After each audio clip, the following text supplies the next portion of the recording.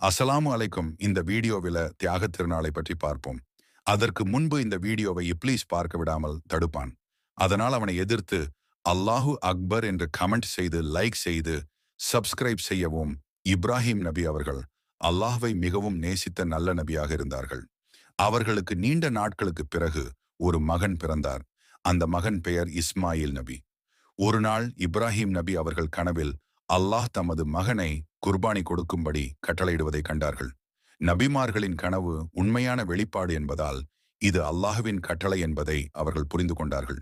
இப்ராஹிம் நபி அவர்கள் இந்த விஷயத்தை மகன் இஸ்மாயில் நபியிடம் கூறினர். அதற்கு இஸ்மாயில் நபி அவர்கள், அப்பா, அல்லாஹ் கட்டளையிட்டதை செய்யுங்கள். இன்ஷா அல்லாஹ் நான் பொறுமையாளர்களில் ஒருவனாக இருப்பேன் என்று கூறினார்கள். அதன்பின் இப்ராஹிம் நபி அவர்கள் மகனை குர்பானி செய்ய தயாரானார்கள். ஆனால் அவர்கள் உண்மையான தியாக மனதை அல்லாஹ் ஏற்றுக்கொண்டான். இறுதியில் அல்லாஹ் ஒரு ஆட்டினை அனுப்பி இஸ்மாயில் நபிக்கு பதிலாக அதை குர்பானியாக்கச் செய்தான். இந்த கதையிலிருந்து நாம் கற்றுக்கொள்ளுவது, அல்லாஹ்விற்கு முழு கீழ்ப்படிதல் பெற்றோர் மற்றும் பிள்ளையின் நம்பிக்கை, தியாக மனப்பான்மை, பொறுமை மற்றும் ஈமான்.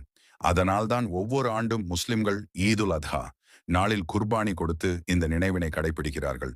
அல்லாஹு அக்பர், அல்லாஹு அக்பர், அல்லாஹு அக்பர்.